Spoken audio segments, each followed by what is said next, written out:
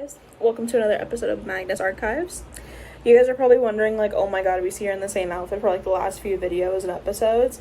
I promise you it's because I'm just rolling all of these off, so by the time you guys get them, it's probably because I filmed it in advance. But let's start off the video.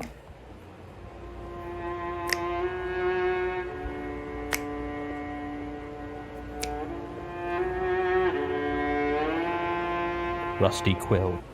Okay, so this is episode 7, and it's called The Piper. Trigger warning if you are a past veteran or you have done wars in the past. This does focus a lot on wars, so just a little heads up in case you didn't already know. But we started off with The Piper, which is such an interesting story-bound episode, and it's one of my favorites for the story. So I hope you guys like it. Alright, so we're starting on November 6th of 1922 with Sergeant Clarence Berry and his friend Wilfred. Now, Mr. Berry was a frontline guy for about 4 years in the France versus Germany War. They were sent off to France to fight the war. And Wilfred joined about July of 1916. He mostly created poems and read it to them, but Wilfred didn't ever really like them because he felt like they were like super empty and had no emotions behind it. So of course Barry, I guess, just doesn't like poems in total. But Barry really liked his own poems, and they ended up becoming friends in due time, so that was like a really good part so far.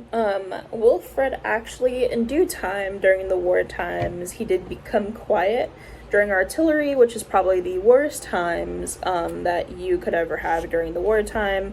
While everyone else was screaming or crying or being extremely scared, Wilfred just remained calm and quiet, as if he was trying to hear something through the artillery, which was a bit weird, especially to Barry. And so there was this one time where Barry had got caught in some barbed wire and saw Wilfred in the distance with an empty face, just swaying like he was swaying to a tune. And so Barry heard a faint piping noise. It was very small, sad piping tune. And so Wilfred and Barry had met eyes before he heard a gunshot.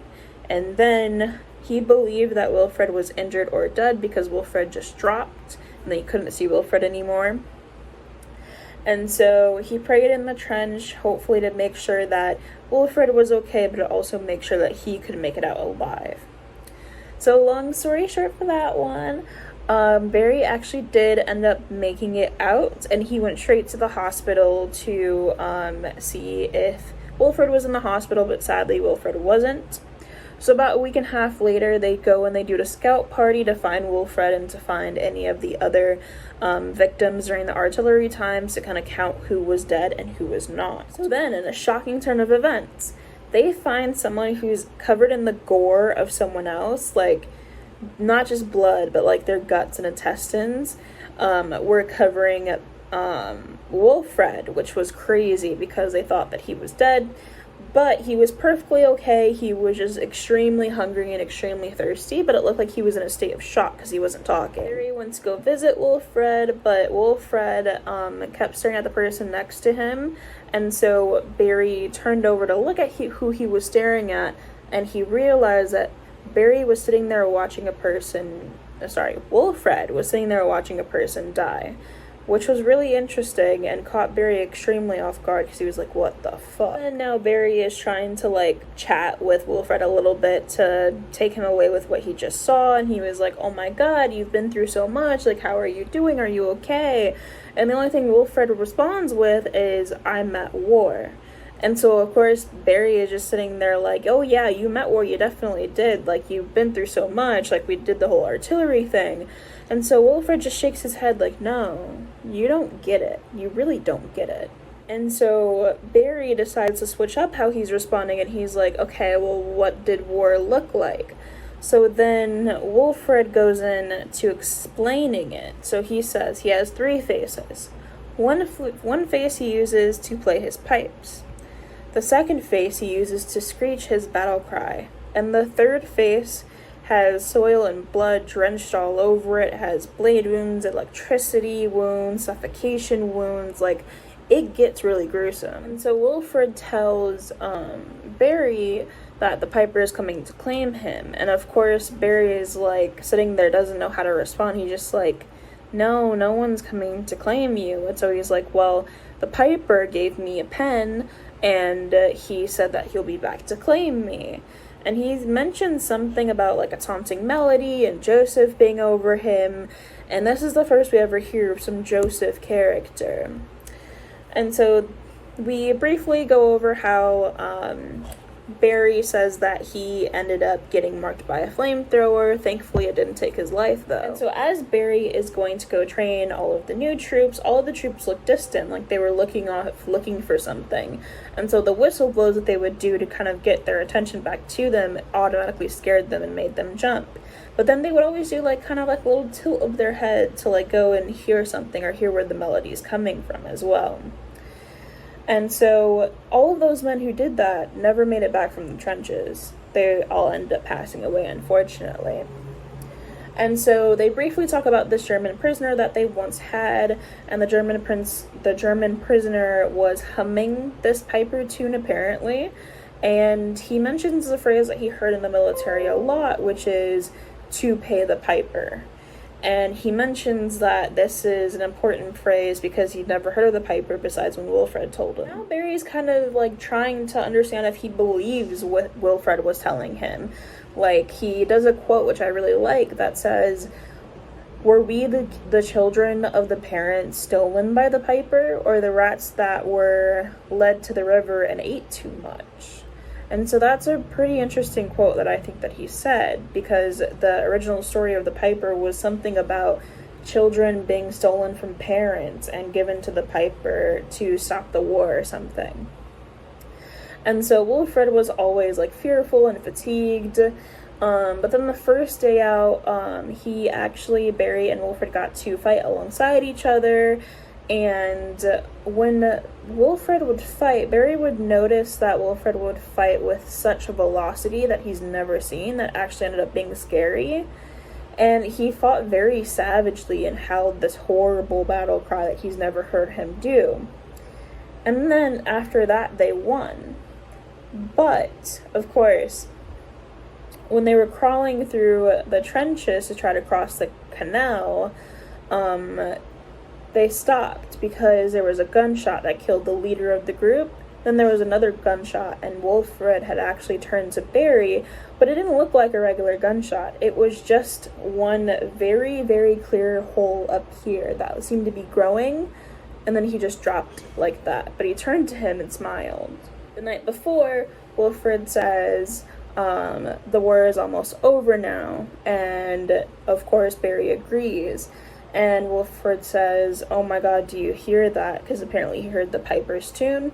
And Barry said no. He looked with a faint smile, turned around, and started crying.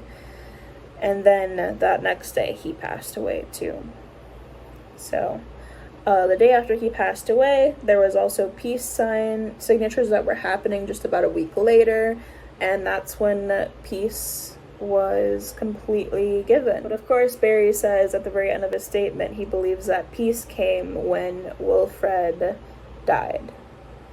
Now it's time for the important notes. We actually don't have very many important notes for this episode, besides the fact that this was a 1922 file, and he was mad at Gertrude because it was filed in 2003. So he was like, "Oh my god, why is Gertrude so horrible at organizing?" And then he says that he remembers the Joseph Rainer name, but we don't get anything besides that. Hi guys, and welcome to another episode of the Magnus Archives podcast review. Today we will be reviewing episode 8 and a couple other episodes as well that will be getting released this week. Let's get started on episode 8. So, the title of this episode is called Burned Out.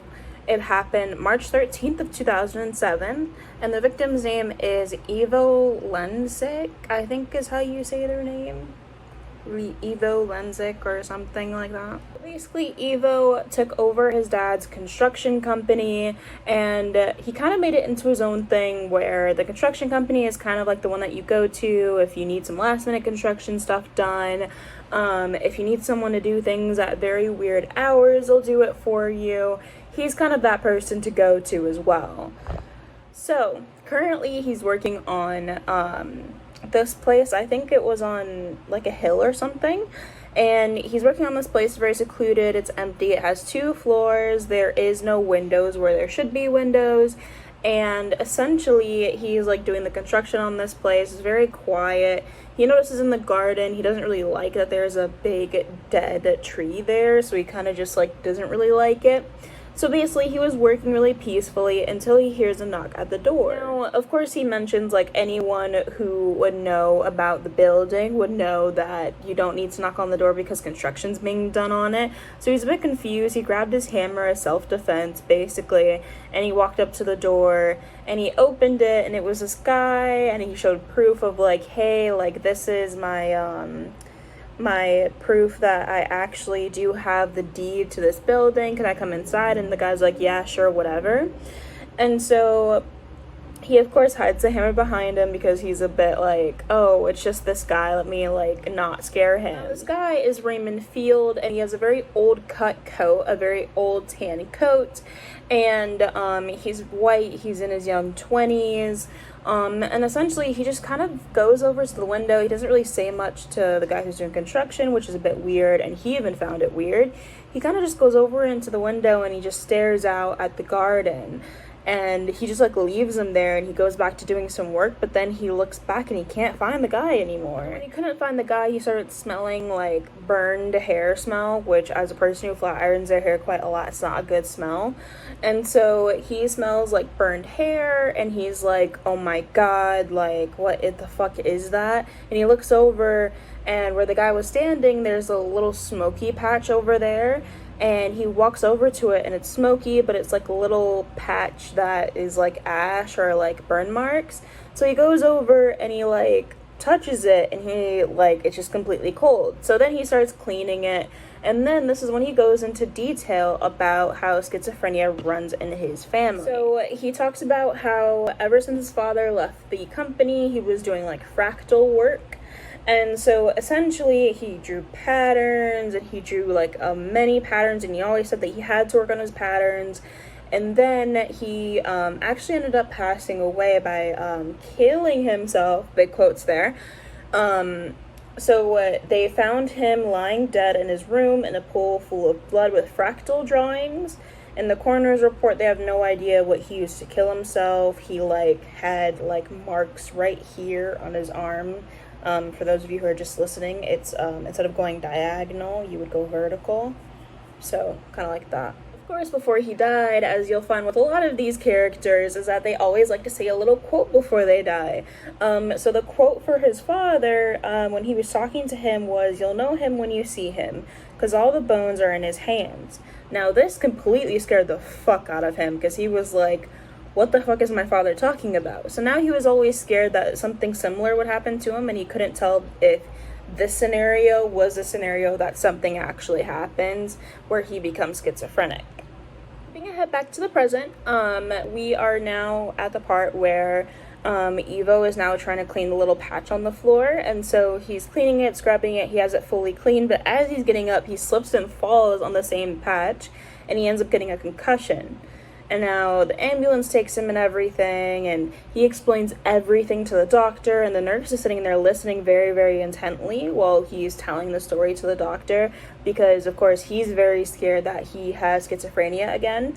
And so as the nurse is listening, she kind of, like, stays there, kind of, like, glances at him a few times, like, are you sure that's what you're talking about? Like, that's what you're talking about? So as the nurse was giving him his discharge papers, the nurse was like, are you sure that the person that you saw was Raymond Field? And he was like, yeah, why?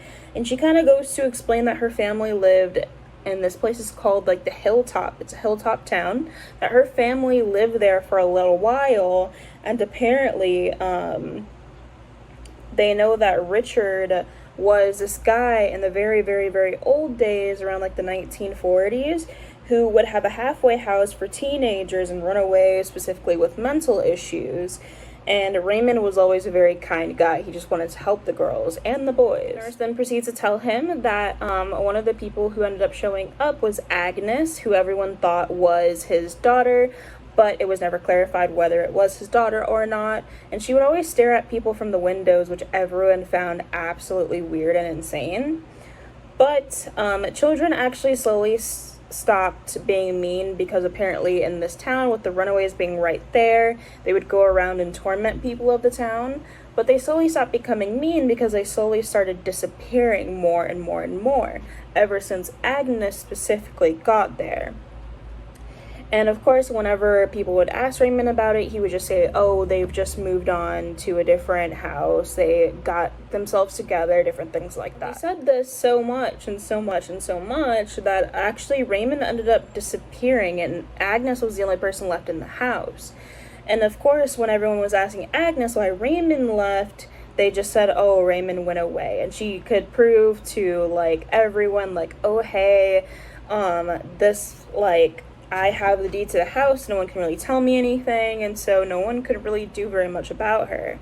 So around this time, a lot of pets started disappearing, and then in 1974, this is when the real big thing happened. In 1974, a 5-year-old named Henry went missing, and everyone was absolutely confused about this, because there was already whispers going around about whatever Raymond was doing with the runaway house, why Raymond disappeared randomly. And so now every one of those little whispers started becoming more angry and angry and angry, because a 5-year-old was now gone and no one knew where they were, except they believed that they were in the runaway teenager house. That's when they decided to burn down the house. Now, this was a decision made by the entire town to burn down this house, with, I believe they said it was with Agnes in there, but no one could confirm whether Agnes was in there or not.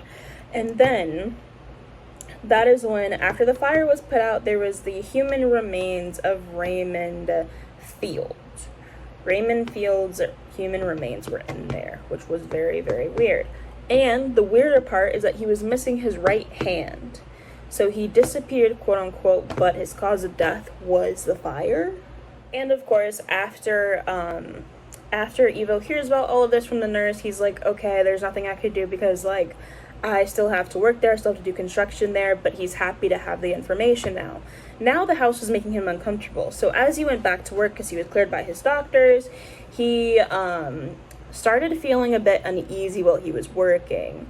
He always lost track of time. He was working there, literally started it early in the morning, was supposed to leave around 5 p.m., but he lost track of time, and by the time he looked up, it was really dark outside and it was nighttime as well. And this is when he started to feel kind of a lot of heat. He felt like he was cooking from the inside out, and that really started to freak him out. Then this is when he heard a random knock at the door. Now, he was more wary about this knock on the door because of the fact of the whole Raymond thing.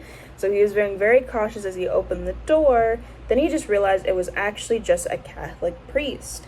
Now, the Catholic priest was called by the nurse to come and make sure that everything was okay in the building and make sure that he was okay, and that's when the heat just went away. And that's when he learns that he isn't just a priest, but he's also an exorcist that was really trusted by the nurse as well. So that's when he waited in the garden for the exorcist to finish, because he was like, I don't want to be in there while you do whatever you have to do. But then suddenly, while he was waiting in the garden, he started to feel angry at that tree, like really, really upset at that tree. So he decided that he was just going to take the tree down. Don't ask me why he did this. It was just the feeling of being commanded to do something. And he genuinely just decided that he was going to axe the tree first. So then he axed the tree, and blood started coming from out of the tree. And he then turned on his car, put a bunch of chains around the tree, and then he pulled the tree down completely. And there was an old burned mark under the tree, but there was also a box under the tree as well, which was a bit weird. It was a small wooden box, and it had a green apple on the inside. He took the green apple out, and of course, what I love about this specific guy is that he literally said, and I quote, I wasn't going to eat it. I'm not that stupid. And I think this is one of the smartest people that we've had so far who has submitted a statement. But as he's taking out this apple, it turns brown and it bruises and it splits and then it turns into a bunch of spiders. Like, it was really, really, really fucking weird. And that was the end of that statement. So now we can move on to the important notes of the statement. And so, of course, Jonathan Sims always starts off with debunking the statements. He says that he believes that he sees these things because of the concussion and the schizophrenia. But one of the reasons that I can now explain to you guys while I started writing the case numbers on my notes, as you can see here, of course I'll have a bigger picture as well, is because he says that Father Edward makes a statement on case number 0218144. And so, of course, Martin is commanded to look into this a little bit further and finds that he cannot find when the building was built, and there's no records of it ever being a halfway house for teenagers. But a lot of the old residents do agree with the nurse's story and say that it's absolutely true. And then we hear from Jonathan that it's found that it used to be Walter Fielders and was passed down to Alfred, then was passed down to Raymond. So that's why it was passed down. It was more of a family house. Everyone was confused as to why Agnes would get the house specifically as well. And then, of course, there was a pic of the house fire because someone decided that they wanted to take a picture of it. So this is when we are told that the same day that the tree was taken down, Agnes was found dead in her apartment. She apparently had hung herself with a bunch of chains that had Raymond's right hand attached to it, so that was a bit weird. And she was in a completely different location, which was a flat in Sheffield, but she also, the hand started decaying the same exact day. I hope you guys liked that episode, and I will see you guys for the next few episodes. Again, if there's anything that I can do to improve talking and reviewing about these, please leave a comment down below, and I would love to read it.